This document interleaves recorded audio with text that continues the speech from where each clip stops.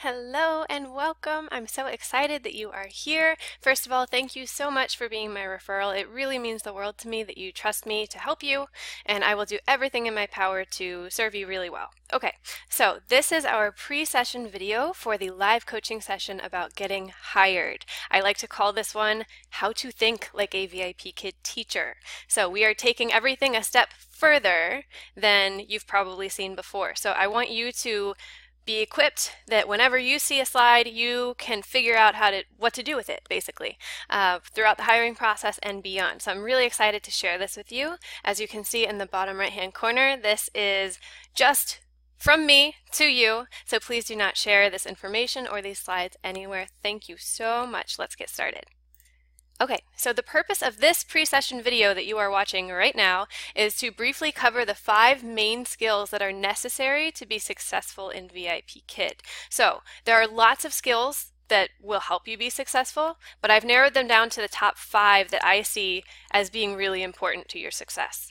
Okay, and we are going to hopefully understand what to expect in the live coaching session so that you know what to expect when you see me.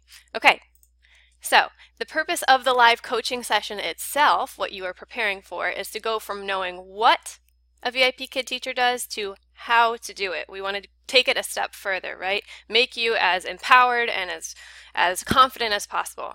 And we are going to practice your skills. You're going to be able to take notes and share ideas with fellow aspiring teachers. All right, so the live coaching sessions are a really wonderful way for you to prepare yourself.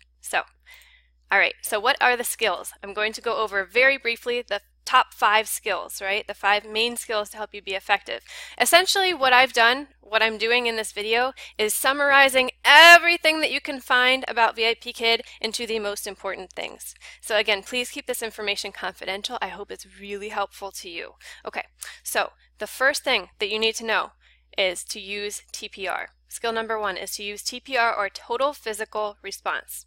Okay, the thing about TPR is you can plan it out ahead of time. So when you are looking at a slide, I want you to think, okay, I'm introducing new vocabulary. Do I use TPR or a prop? Those should be your 2 things when you're trying to introduce a new vocabulary word. Okay, so the focus of this skill though is TPR. We'll get to props later. Okay, the second point here is command with TPR. You want to be commanding with TPR. The mouth point is like this. This means, hey, this is what I want you to say in just a second. Go ahead and say it. So if I say, I see a dog, I see a dog, right? I'm modeling for my student what I want my student to say. Okay, we do not have to keep our finger here anytime that we're talking. That gets really confusing and your student doesn't know when to stop copying you. Right? It's just really confusing. So think of this as your little microphone, okay? Then encourage your student to participate in TPR. This is critical. It isn't truly TPR unless your student is doing it with you, okay? So something that I do to try to get my student to do TPR with me is I will say my student's name, Susan, Susan, and I'll kind of do like a, hey, come here kind of motion, right? It's not typically polite in any culture to be pointing at our student, right? But you can kind of invite them like this and swoopy motions. Sometimes I will grab a prop if my student's really not participating with me and not doing TPR. Like I will grab my doll. Like if I want my student to, I don't know, make a kite or something, I will have my doll make a kite too. So they're seeing it's not just me looking silly, it's also them. By the way, don't use the word silly. The word silly means like stupid in Chinese. Anyway, I digress. So with TPR, you want to encourage your student to participate always, okay? And then use TPR to prompt your student. Let's say that you have introduced a new vocabulary word using TPR. For example, kite. You try to get your student to do kite with you, right? So you have practiced kite, kite, switching it up each time the way that you're saying it, but every time you're doing that TPR. So your student is getting that mind-body connection, and then you can use TPR to prompt your student later on. So let's say that your student sees a slide and doesn't remember the word for kite. If you go like this, it's likely that your student will join you and it'll make that connection and your student will remember the word. So use TPR to prompt your student later on. Okay, so skill number 1 was use TPR. Okay, skill number 2 is to model. Okay, modeling just means that you're showing rather than explaining. Okay, because Especially when we are working with the lower level students, if we find ourselves explaining, that means we're already using too many words. We don't want to use extra words that our student is not going to understand. That will frustrate our students, confuse them, and it will eat up a lot of time that we don't have. Okay? So I want you to think I do, we do, you do. So it's like taking the training wheels off, right? So first I do, I show the kid how to ride a bike. Then we do, I push my student on the bike, right? And then you do, I let my student go and see if my student can do it. Now, down here I have a note, give your student a chance. So let your student try to ride the bike, right? Let your student try to say a full sentence or do a whole skill on the screen, right? Try to match things. And then if your student is confused or frazzled or needs some help, you can help, right? Like the thing we were saying with your student on the bike, you can go up and give your student a little nudge if your student needs a little bit of help. That's totally fine. And like I said, modeling helps you to minimize incidental language. Incidental language is anything that we're saying in the classroom that's not necessary, right? So a big tendency for teachers who've been teachers for a long time is that they are beautiful. They just say these beautiful transitions and everything flows seamlessly from slide to slide. With VIPKid, you go from slide to slide. You don't have to really transition at all. You can just go to the next slide, right? And the activities kind of tend to transition themselves anyway. So, okay, modeling is super duper important. You have to be able to demonstrate the skill in order to get hired, and then your student needs to know what to do in the classroom as well. Okay, skill number 3 is use props. This is kind of a fun one. Okay, so I suggest in a regular class, anywhere in the hiring process, use 3 different types of props.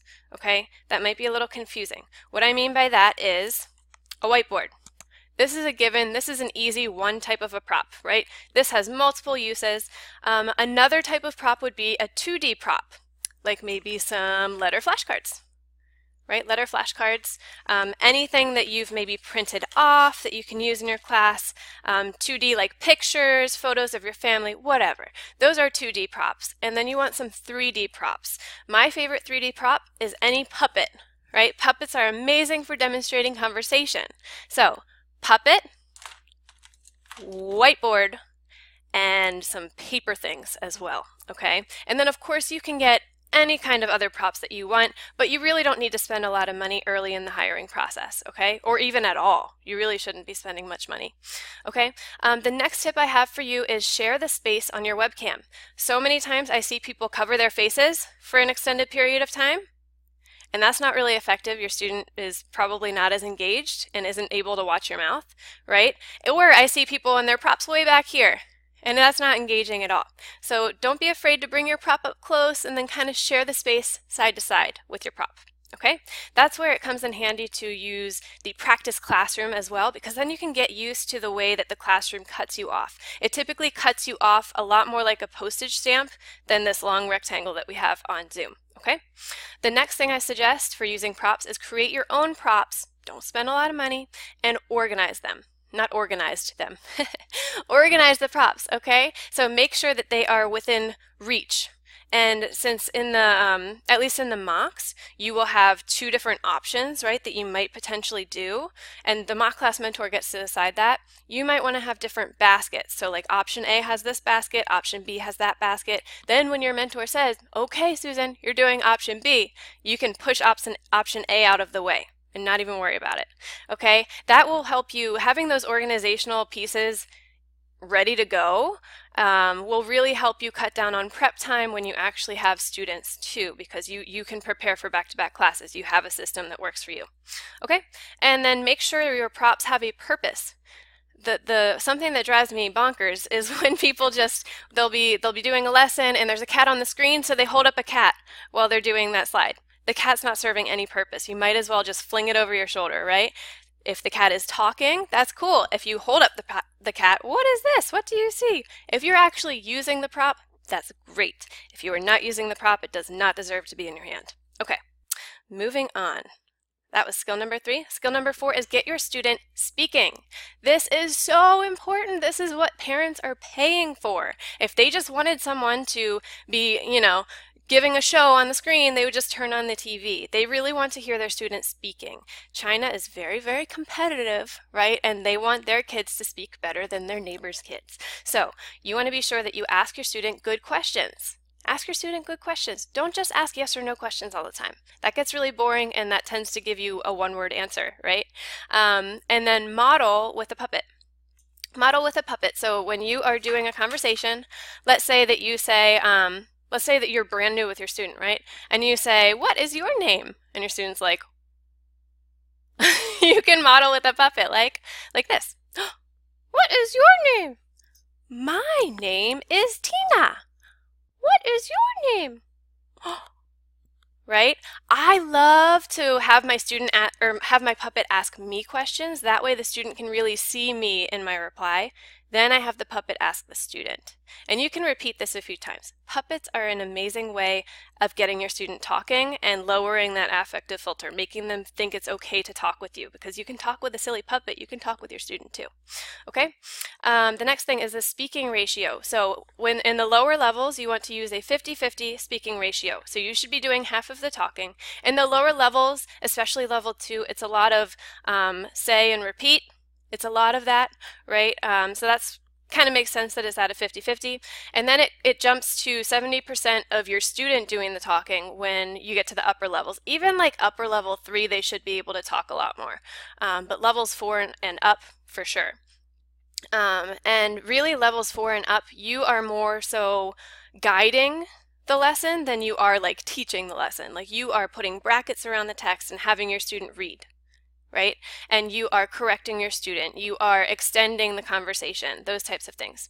And then to get your student speaking, you want to praise full sentences. Even at the lowest levels, we can still be getting them to say, "I see this," "I can this," "I like this," right? Substituting this for whatever you're talking about. But we should always be encouraging full sentences out the gate. Out the gate. When I ask my student, "What is your name?" and they just say, "Billy," I say, "My name is Billy." You know, I want them to know that I expect full sentences, and the parents love it too.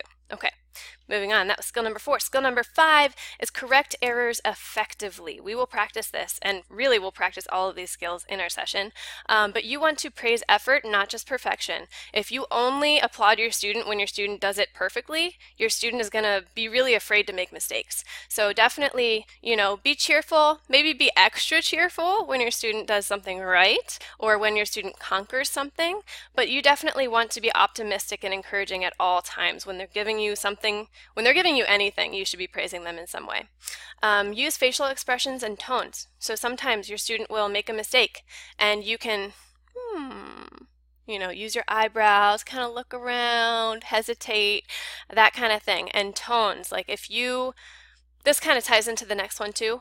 If your student makes a mistake, you can repeat the mistake to them and emphasize with the tone, and they'll often be able to catch their own mistake. Whew, that was a lot. Let me clarify. So, using a tone. So let's say that your student said, "I see blue dog." I don't know. I see blue dog. I see blue dog. Huh. You know, and I'm counting out so they can see, "I see a blue dog." You know, so there are all different kinds of ways that you can correct your student, but sometimes just emphasizing something the wrong way, like "he walk," instead of "walks." That's a good way to try to get them to correct you. And then have your student repeat the whole phrase for you after you've made that correction and practice it a couple times. Okay. So the summary, these are the 5 skills, okay? The 5 main skills. So be sure to rewatch this video if you need to, because we will be practicing all of these things in our live coaching session. Before the session, reread the materials from VIPKid. Prepare for the lesson, whether you're preparing for the demo or the mock. Watch the synthetic phonics video that I've linked below. Write down your questions so you can bring them with you, and then rewatch this video as many times as you need to, okay?